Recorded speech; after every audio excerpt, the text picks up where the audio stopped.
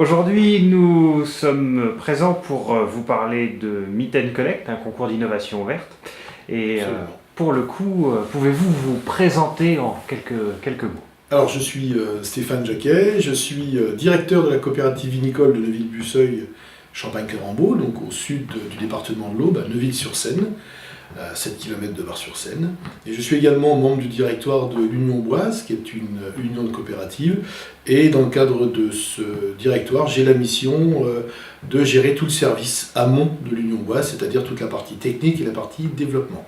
Je crois savoir que le sujet que l'on va évoquer ultérieurement va toucher le champagne. Pourriez-vous nous donner quelques notions, quelques informations sur l'économie et le champagne? Oui, alors le sujet dont on va parler est un sujet très très important pour la Champagne. La Champagne aujourd'hui, c'est 34 000 hectares, c'est 315, 320 millions de bouteilles de vendues en France et en Europe et par le monde. La Côte des Bars, dont je suis issu, c'est à peu près 8 000 hectares de vignes AOC Champagne avec une grande dominante de vendeurs au kilo, une dizaine de coopératives présentes et un impact économique très très fort.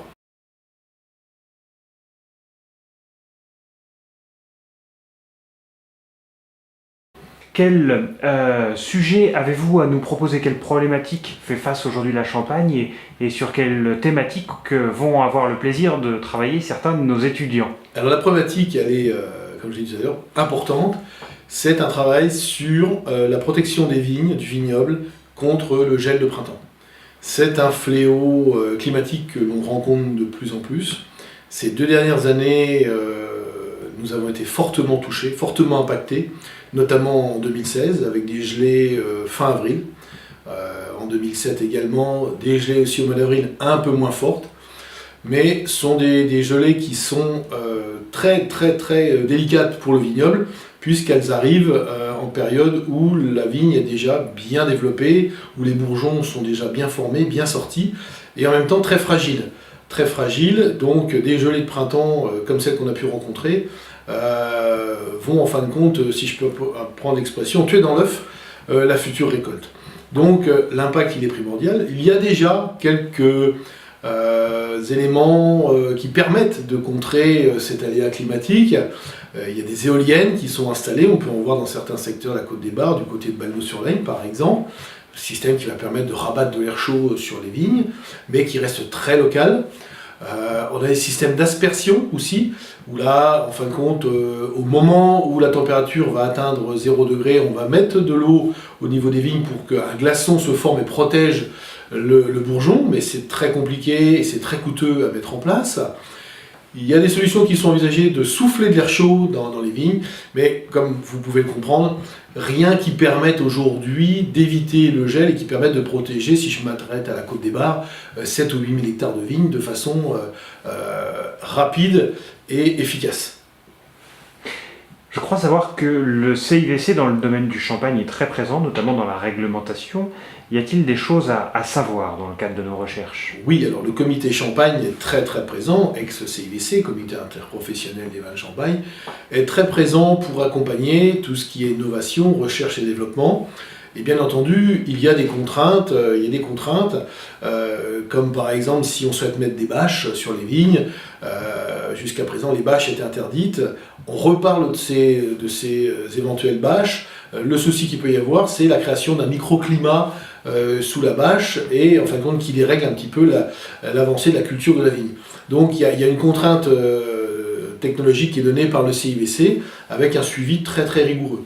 Maintenant, aujourd'hui, compte tenu de l'impact économique que ça peut avoir, si je reprends 2016, c'est près de 50% de la récolte qui a été touchée. Sur une AOC à 10 000 kg, une récolte de 5 000 kg, vous imaginez sur 5 000 hectares, 7 000 hectares de touchés, c'est énorme. Quand on sait qu'un kilo de raisin va être vendu à peu près 5,50 €, je vous laisse faire le calcul de l'impact que ça peut avoir. Certes, les vignerons champenois ont un procédé qui est quand même très original, qui s'appelle la réserve individuelle, qui permet lors des bonnes récoltes d'emmagasiner un surplus de récolte qui sera débloqué le jour où il y a un problème. Sauf que ce déblocage, ça fait plusieurs fois qu'il intervient, et la réserve individuelle baisse régulièrement. Donc Il existe aussi des assurances climatiques, bien entendu, mais qui restent coûteuses et qui ne sont pas forcément la panacée et la solution idéale. Donc, voilà, si je fais appel à vous aujourd'hui, c'est pour un vrai problème économique, un vrai problème technologique, c'est comment faire pour protéger les vignes champenoises du gel de printemps.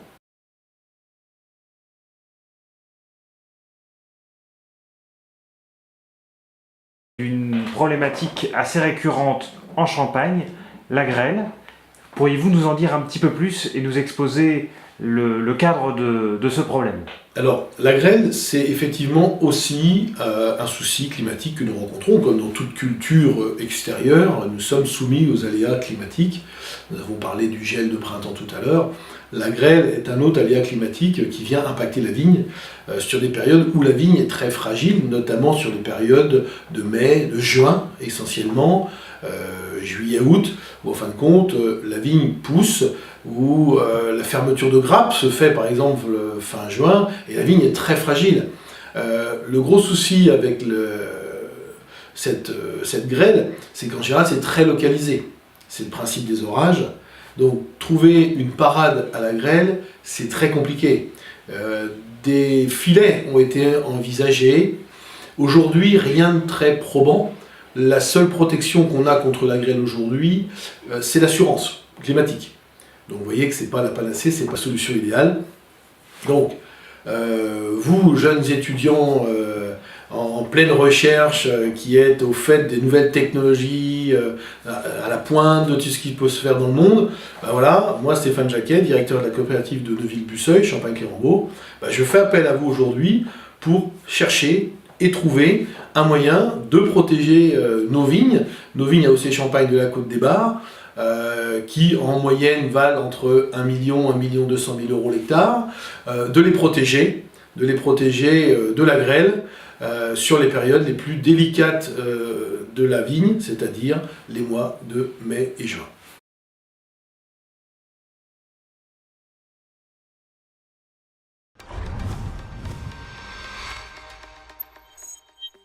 POC. Ce nom résonne comme une référence de matériel de lutte contre l'incendie dans le monde entier. Implanté aux portes de Paris, le groupe POC pense, conçoit, teste et distribue dans plus de 60 pays une gamme sans cesse grandissante de matériel de lutte contre l'incendie. La renommée de la marque POC s'appuie sur un savoir-faire et une maîtrise de plusieurs corps de matériel qui vont de l'usinage par commande numérique à l'assemblage de grande précision, en passant par la chaudronnerie.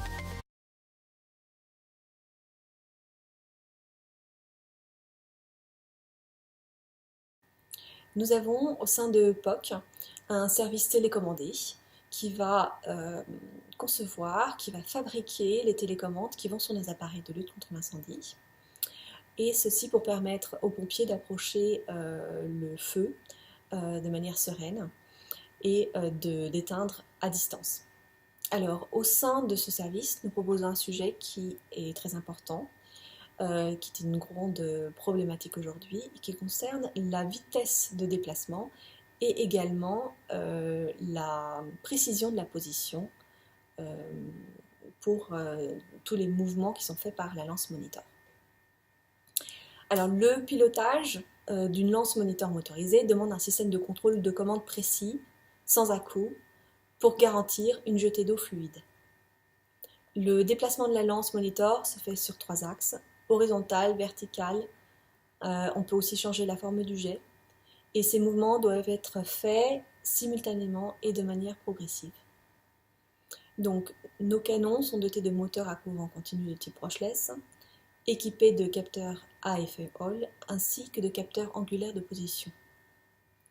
Et ce que nous vous demandons, c'est de réfléchir sur les solutions hardware et software qui permettent d'obtenir le meilleur résultat en termes de vitesse de déplacement et de précision de position. Donc, quelles sont ces solutions ? L'algorithme devra intégrer une solution d'évitement d'obstacles afin d'interdire à la lance monitor de pénétrer dans des volumes interdits. Et en plus, afin de pouvoir effectuer un diagnostic aisé et à distance, le système de contrôle de commande devra intégrer une solution de connectivité vers des outils de dernière génération de type PC et et téléphones portables. Merci.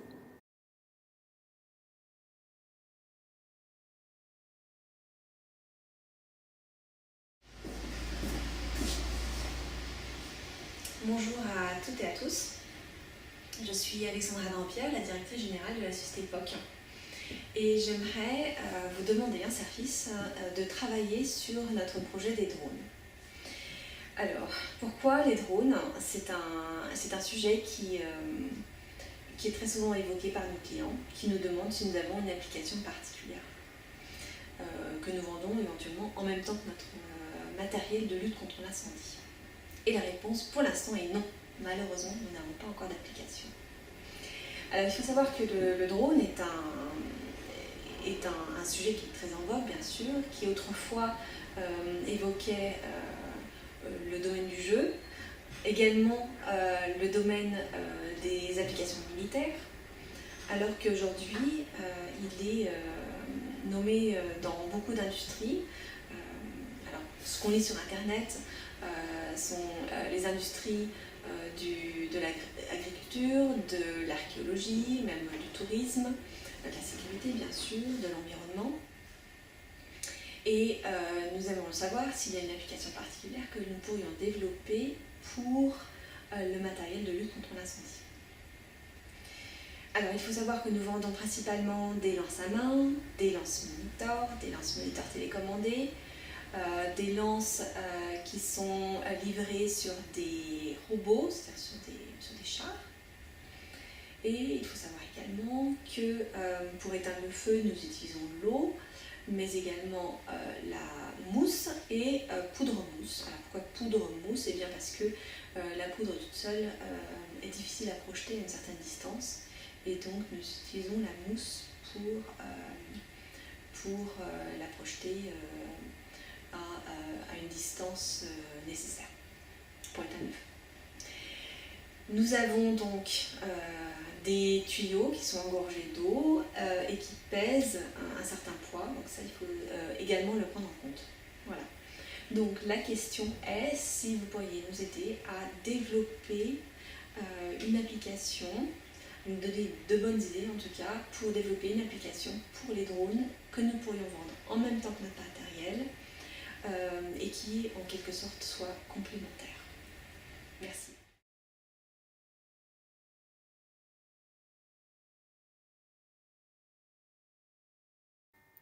Nous avons eu dernièrement la visite de pompiers qui nous ont demandé si nous avions chez POC un moyen efficace de détruire les nids d'abeilles. Alors effectivement, les sapeurs-pompiers interviennent régulièrement pour détruire les nids de ce qu'on appelle les nids d'hyménoptères, c'est-à-dire les essaims d'abeilles, de guêpes, de frelons. Nous avons même des chiffres. En 2016, le département de l'Aube est intervenu 2550 fois, et depuis le début de l'année jusqu'au 28 novembre, le département de l'Aube est intervenu 3500 fois, donc c'est un phénomène qui augmente. Alors aujourd'hui, afin de procéder à la destruction, les sapeurs-pompiers s'équipent d'une tenue de protection et ils utilisent un insecticide corrosif.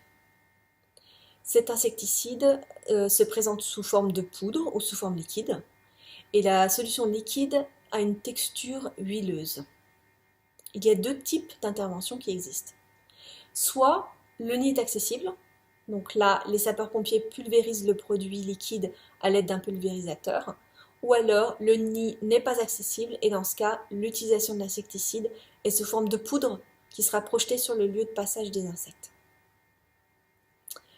Ces deux solutions sont parfois compliquées à mettre en œuvre, notamment dans le cas d'intervention en hauteur, où le pompier a besoin de ses deux mains pour se hisser en haut de l'échelle, mais a également besoin de ses mains pour transporter le pulvérisateur d'une contenance d'environ 7 litres. En plus, avec ces systèmes, les pompiers sont obligés de s'approcher du nid, et ce qui a pour conséquence de rendre les insectes encore plus agressifs. Alors évidemment, il existe des drones qui sont capables de pulvériser le produit, mais c'est un système assez coûteux qui ne peut pas être utilisé dans toutes les zones. Par exemple, ça va être difficile de les utiliser à proximité d'une centrale nucléaire, comme c'est le cas chez nous. Et puis en plus, ceci nécessite des formations pour être utilisé et puis des autorisations. Donc la question que nous vous posons est s'il existe une solution pratique à mettre en œuvre pour neutraliser ces nids.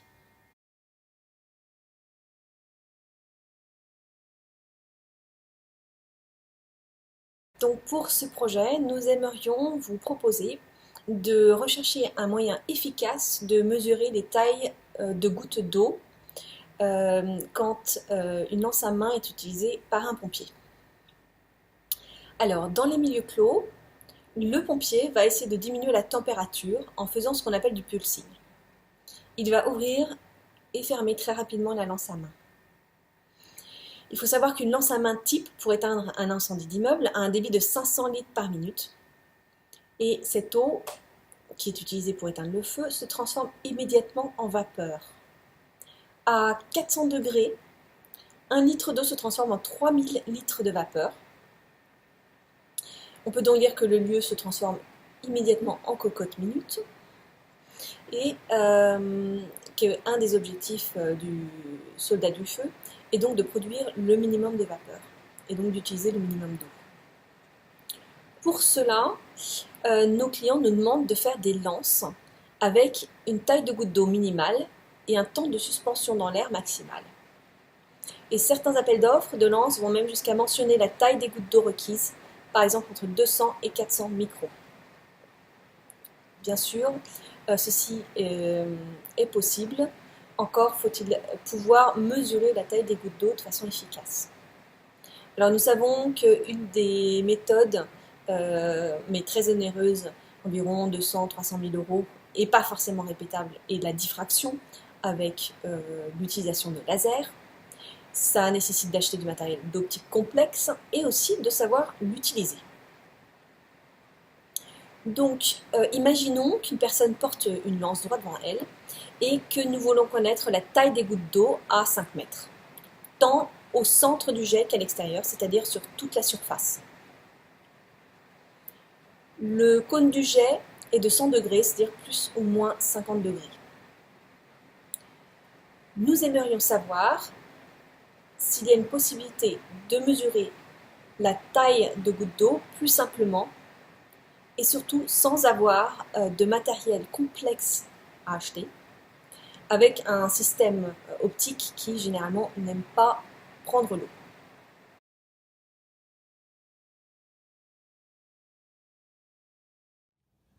Bonjour, bienvenue chez Petit Jean, entreprise industrielle située à 500 mètres à peu près de l'UTT. Je suis Gilles Delaunay, je suis manager de l'innovation et je vais vous présenter votre sujet pour ce concours de l'innovation Meet & Connect. Alors, je vous remets un petit peu dans le contexte. Petit Jean, c'est une entreprise qui a été créée après la guerre. C'est une entreprise fortement industrielle sur laquelle on fabrique des produits d'industrie lourde qui sont les poteaux d'éclairage. Du petit poteau d'éclairage qu'on va trouver dans les lotissements au très grand poteau d'éclairage qu'on va trouver sur des stades, sur des ports, sur des aéroports. On fabrique l'ensemble de la gamme de produits, des poteaux les plus simples aux produits les plus compliqués. Et c'est toujours fabriqué aujourd'hui ici à Saint-André-les-Vergers, à côté de Troyes.